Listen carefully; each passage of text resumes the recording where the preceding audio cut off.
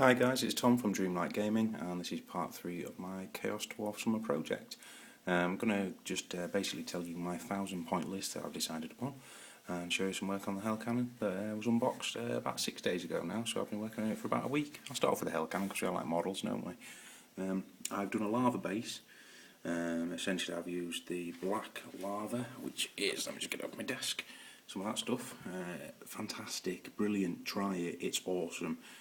Apply it like a putty, guys, it's like a paste. If you apply it onto your base, it takes a dry brush really well. All that is dry brushed up from German Armour spray, which I've used on my miniatures. You see one of the crewmen. It was a bit out of focus, isn't it? But essentially I've sprayed them up German Armour to give it that off look, because I want to do a Darklands board eventually to actually go with the Force. But anyway, that's by the point. I've done the lava effect on the base, and I've attached all the various chains and whatnot for the Hell Cannon, which is that chappy there.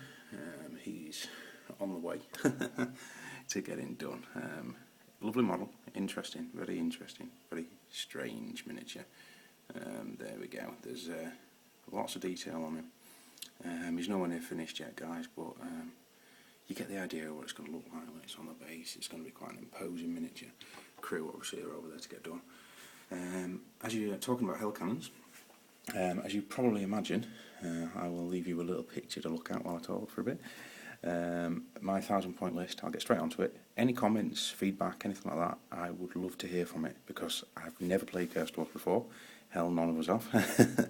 So if you let us know, it'd be fantastic. So for 1,000 points, I've gone for a Demon Smith Sorcerer, who's a hero level character. He's a level 2 wizard, and he's going to use the Law of Hashut. I will do a video on the Law of Magic itself, because it is something totally different.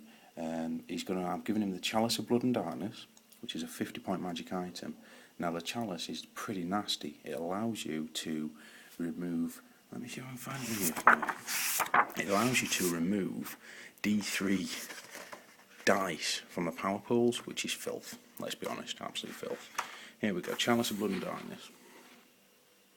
Not the armor bounce right there. There we go. Okay, see the rule on the side. In the magic phase, the bearer may, if they wish, reduce the number of dice held in both sides pools by D3 each. Roll these dice separately, declaring before rolling which applies to each side. So, for example, I'd take D3 off my opponent's power pool, D3 off my dispel pool. If I roll a double 1, I suffer a wound, and if I roll a double 6, I regain a wound. Now, you might not think that's, that great, but to be fair, it's pretty nasty. You're shutting magic down. I mean, on 2d6, your average roll is what, 7? So, I mean, most of the time you're looking at 4, maybe 3, maybe 6 and a 7. It's something like that. If you're taking D3 off those pools, you're stopping your opponent casting at you, which is great, absolutely great. Yeah, there's risk with it, but as with all the Chaos Dwarf things, there's risk with everything that you can use.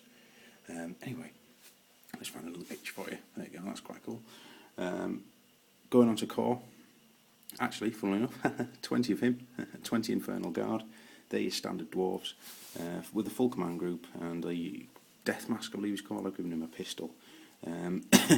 They actually work out as a 3-up save, leadership 9, they have a 6+ parry, toughness 4, strength 4. They're pretty hard. It's 274 points for 20 miniatures, but they're a fantastic anvil unit. Because my next unit is 10 Infernal Guard again, but this time with the Fire Glaive, which is an 18-inch strength 4 shot. In combat, you can also use it as a halberd, giving you +1 strength. So a fantastic little flanking unit. The idea being that the big unit goes in the middle with my sorcerer in, 10 down the side with the Fire Glaives, and then the 2 War Machines, which I'm going for a Hell Cannon, funnily enough, and a Magma Cannon, which is 24-inch strength 5 flaming D3 wound teardrop. It's a bit of, basically it's like a dwarf flame cannon, but it's got a longer range on it. That's going to go down the side.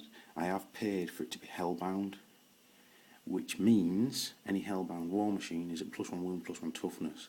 But if you have a misfire, you roll as a standard misfire, but then it automatically takes D3 wounds. So, I mean, that can really, mess your day up. As you look down that, then Magma Cannon, for example. It's already toughness 7, so if you're banging hellbound on it, you've got a toughness 8 4 wound machine, but it's 145 points plus 25 to be hellbound. So there's a big debate at Chaos Dwarves ridiculously hard, but they are overpointed quite a lot. Overpointed or on the point, again, that's another thing. If you look at Demon Smith, there you go. This is a Lord character. Sorcerer Prophet, which will be appearing in my 2400, is 265 points.